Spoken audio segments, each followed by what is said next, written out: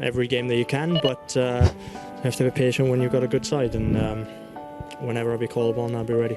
There was a lovely touch where you gave the armband to Vic as well, but it did look like the players were desperate to give it to you too. I think Vic's part of the group of boys that we've got as leaders in this, and fair enough, he'd made a few good saves in this game, so he deserved it. Then you're Usurp Santa. What's wrong, little man? Merry Christmas.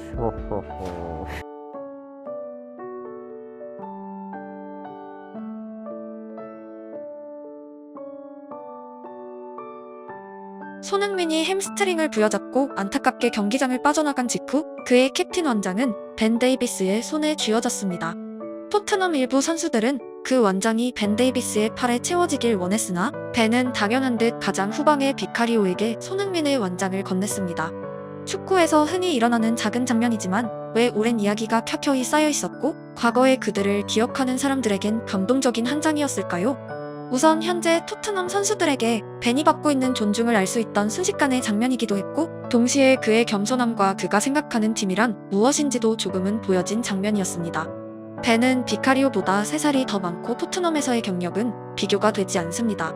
손흥민이 빠진 필드 위에서 유일하게 토트넘 챔스 시절을 겪은 벤은 당일 엄청난 선방을 보여준 비카리오가 자격이 있었다는 후기를 남겼고 이는 벤의 시선에도 주장 원장이 대단한 명예라는 흔적입니다. 그 명예를 그는 자신의 팔이 아니라 다른 동료에게 내어주는 사람입니다. 사부리그에서 시작한 비카리오의 동화 같은 여정에서 PL팀의 주장 원장을 유럽 대항전에서 경험해본 새로운 챕터는 그렇게 완성되었습니다.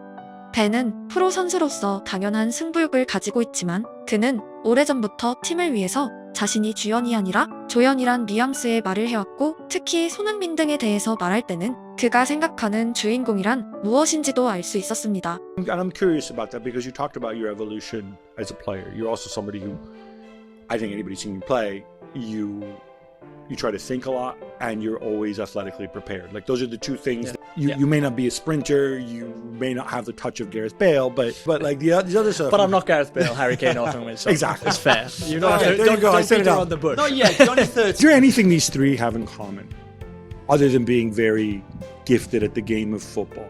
Because we often talk about it, right? About the winning mentality, Michael Jordan, blah, blah, blah. I hate They're not egomaniacs, and to be honest, all three of them, they're great people aside from the football.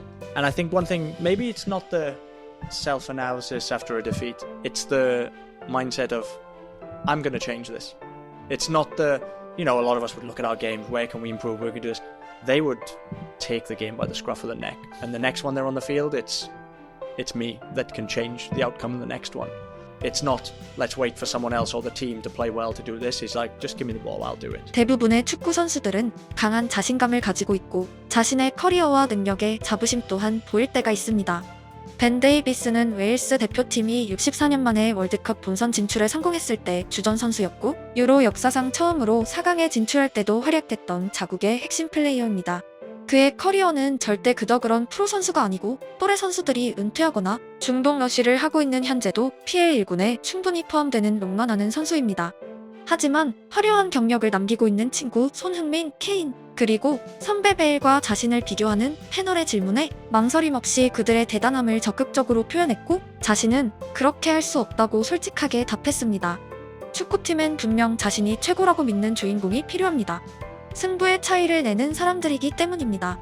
하지만 11명 모두가 그런 유형의 선수들로 구성된 팀은 누가 수비하고 누가 온몸으로 육탄 방어를 해야 할까요?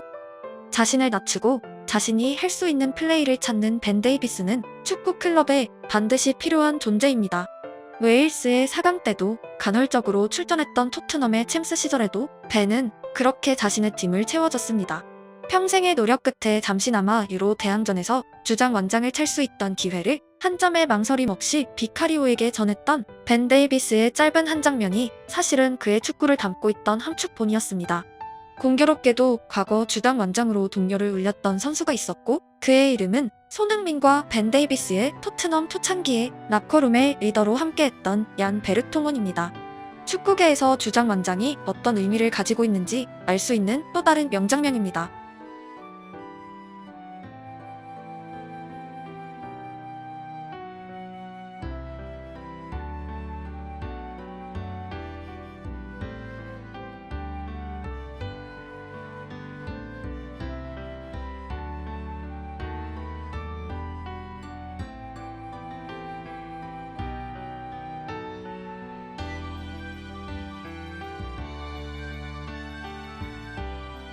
얀과 주장 완장에는 오랜 이야기가 쌓여 있습니다.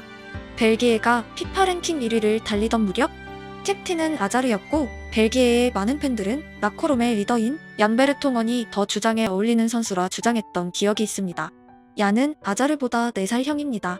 하지만 얀 베르통원은 아자르가 팀의 에이스이므로 주장은 아자르의 몫이 맞다고 직접 진화에 나섰으며 부주장으로서 언론과 팬, 선수 사이에서 완장 없이 실질적인 캡틴 역할을 해냈습니다. 벤 데이비스와 마찬가지로 나이가 아니라 활약도를 주장의 가치로 여긴다는 흔적입니다. 하지만 토트넘과 원치 않는 이별을 하고 벤피카에서 뛰던 당시에는 주장 완장을 의외의 선수에게 넘겨주었습니다. 자국이 전쟁 중에 있던 우크라이나의 선수였습니다. 아자르가 에이스라며 완장을 넘겼던 선수가 이번에는 자국이 어려움을 겪고 있다는 이유로 잠시지만 완장을 채워준 것입니다. 이는 그가 주장 완장을 얼마나 특별하게 여기고 있는지, 그 1000조각이 어떤 가치를 가지고 있는지 생생히 보여준 장면이었고, 반대로 그 대단한 명예를 대부분의 시간 거부한 그의 가치관까지 알 수 있게 합니다. 얀은 토트넘의 리더였지만 토트넘의 주장이 아니었습니다. 하지만 한 번도 이에 대한 불만을 말한 적 없었고, 레알, 인테르가 그를 원하던 세계 랭킹 1위 시절에도 토트넘의 센터라인을 지키는 신기할 정도의 충성심을 보이며 끝까지 함께했습니다. 손흥민은 그런 얀을 향해 정말 특별한 한마디를 남겼었습니다. 이런 선수와 뛰는 것은 꿈 같은 일이라는 대사였습니다. Having this guy in your team is a dream. Very good guy to having in the changing room, in the squad, for the young players as well. He tried to help the young lads. I was a young, sort of shy academy boy, and Jan was someone who I looked up to as a big name, a big player in the team, and someone who I really respected and still do. But over the last couple of years, me and him have, we've become really close, and we've shared so many, good, funny laughs and memories together. A lot of them probably not allowed for camera. yeah, that's it. The way he carries himself has always been exemplary, for people like myself who are younger to follow. Feel very uncomfortable. That's his banter, which I've experienced a lot, especially when I was younger.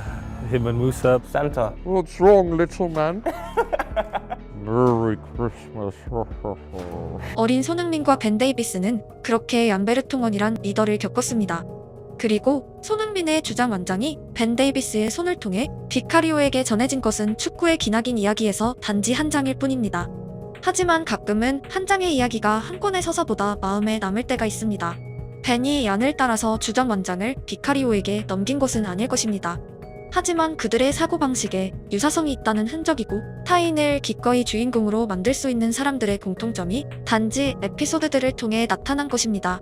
얀을 라코룸에서 어린 선수였던 손흥민이 주장이 되었고, 그의 완장이 또 다른 어린 선수였던 벤 데이비스 손에 쥐어졌고, 지금의 어린 선수들은 그때의 얀을 존중했듯 지금의 벤을 대했으며, 결국에는 다른 선수에게 명예를 전한 벤은 분명 그때의 얀처럼 라코룸의 리더 중 한 명이 되었습니다. 얀 베르통원은 명실상부 BL 최고의 센터백 중 하나였습니다. 그가 세계 어느 팀의 유니폼을 입어도 이상할 게 없던 영광의 시절이 있었습니다.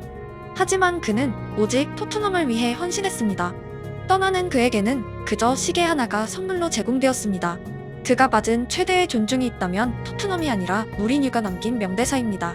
팀을 위해 8년을 헌신한 선수를 고작 8개월 있는 내가 감히 평가할 수 없다는 뭉클한 한마디였습니다. 당시 인터뷰는 첼시의 무리뉴만을 기억했던 저에게 축구계 최고의 로맨티스트가 누구인지 확실하게 알려준 기억입니다. 무리뉴가 얀의 토트넘 마지막 커리어를 망쳤다는 오해를 받기도 했지만, 얀이 직접 자신의 신체 능력이 예전 같지 않아 교체가 당연했다며 감독을 변호하기도 했습니다. 부진한 선수들을 비판하는 감독들 사이에서 무리뉴는 명장을 넘어 뜨거운 인간입니다.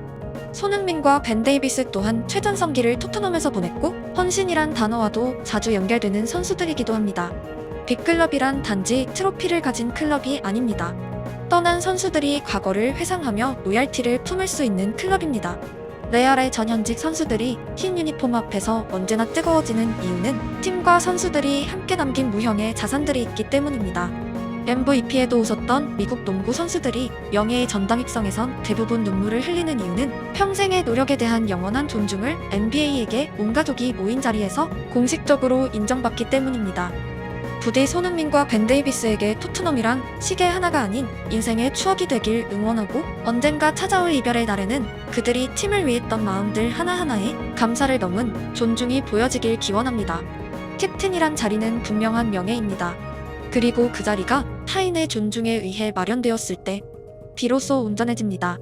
토트넘의 막내 군단이었던 손흥민은 어느덧 캡틴이 되었고 그의 옆에는 여전히 제일 친한 친구 벤 데이비스가 있습니다.